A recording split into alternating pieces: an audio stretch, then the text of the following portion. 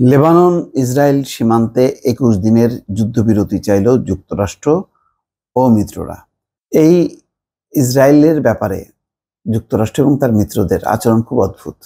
লেবাননকে যেভাবে তছনছ করা হচ্ছে, যেভাবে প্রথমে পেজার বিস্ফোরণ, প্রচুর মানুষ মারা গেল, তারপরে ওয়াকি টকি বিস্ফোরণ, তাদের ইলেকট্রনিক সমস্ত সামগ্রীর মধ্যে ডিভাইস দিয়ে যেভাবে বিস্ফোরণ ঘটানো হলো, তখন দেখা গেল চুপচাপই।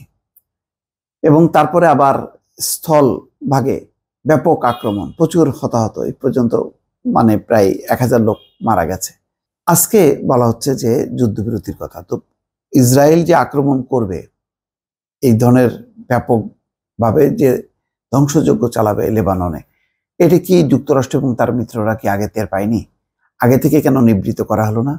এখন তছনছ করার পরে যাতে ইসরায়েল আবার পাল্টা হামলার মুখে না পড়ে, সেই কারণে এখন যুদ্ধবিরতি চাচ্ছে। কেননা ইসরায়েলের এই আক্রমণের পর লেবাননে ইসরায়েল বিরোধী অন্যান্য শক্তিগুলি এখন তারা পাল্টা প্রতিশোধ নেবে, তাদের পূর্ণ প্রস্তুতি, এবং ইতিমধ্যে তারা নিতেও শুরু করেছে।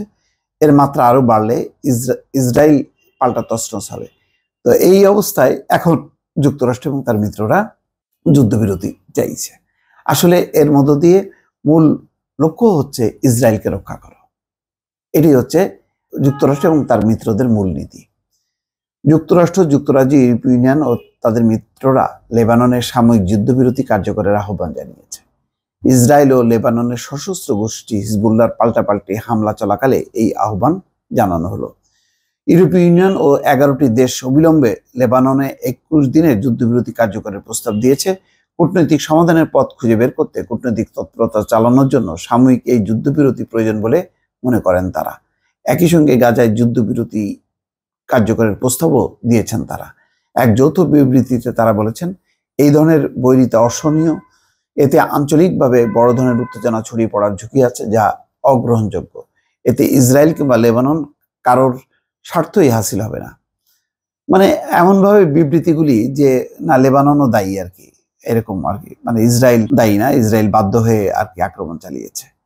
যুক্তরাষ্ট্র, অস্ট্রেলিয়া, কানাডা, ইউরোপীয় union, France, Germany, Italy, Japan, Saudi Arab, সংযুক্ত আরব আমিরাত, যুক্তরাজ্য ও কাতার এই যৌথ বিবৃতিতে স্বাক্ষর করেছে। নিউ ইয়র্কে জাতিসংঘ সাধারণ অধিবেশনে বিশ্ব নেতাদের বৈঠকের পর এই যৌথ বিবৃতি দেওয়া হয়। ইসরায়েলি সেনা সদস্যদের উদ্দেশ্য করে দেশটির সেনাপ্রধান লেফটেন্যান্ট জেনারেল হালেভির একটি বক্তব্যের পরই যৌথ বিবৃতি দেওয়া হয়। হালেভি তার বাহিনীর সদস্যদের বলেছেন, হিজবুল্লাহকে লক্ষ্য করে লেবাননে ব্যাপক বিমান হামলা তাদের শত্রু অঞ্চলে প্রবেশের পথ তৈরি করে দিতে পারে। হাভেলি ইসরায়েলের প্রথম কোনো ঊর্ধ্বতন পর্যায়ের ব্যক্তি যিনি লেবাননে স্থল অভিযান যে অনিবার্য তার ইঙ্গিত দিয়েছেন।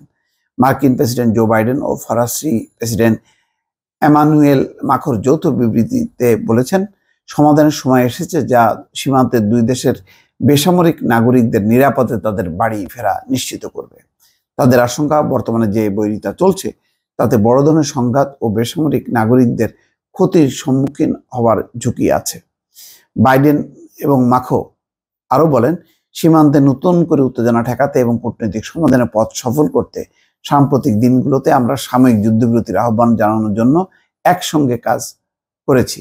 এর আগে নিউ ইয়র্কে জাতিসংঘের মহাসচিব অ্যান্তনিও গুতারেসও লেবাননে অবিলম্বে যুদ্ধবিরতির আহ্বান জানিয়েছেন। লেবাননের প্রধানমন্ত্রী নাজিব মিকাতি বলেন, ইসরায়েলি শত্রুর নৃশংস আচরণের কারণে তার দেশের সার্বভৌমত্ব ও মানবাধিকার পরিস্থিতি স্পষ্টতই লঙ্ঘনের সম্মুখীন হচ্ছে। রয়টার্সের পক্ষ থেকে মিকাতির কাছে জানতে চাওয়া হয়েছিল শিগগিরই যুদ্ধবিরতি হতে পারে কিনা। জবাবে তিনি বলেন, হ্যাঁ, আশা করছি।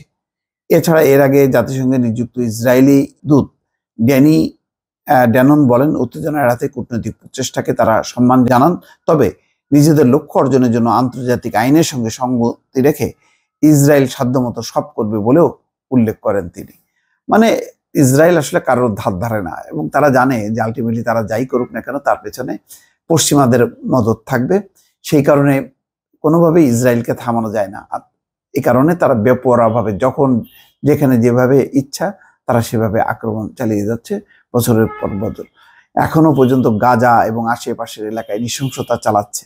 কোনো রকম অনুরোধ উপরোধে কাজ হচ্ছে না, যুদ্ধবিরতি কার্যকর হচ্ছে না, এক ধরনের একটা অচল অবস্থা। অর্থাৎ সবকিছু নির্ভর করছে ইসরায়েল কি করবে তার উপরে। দর্শক ভালো থাকবেন, আল্লাহ হাফেজ।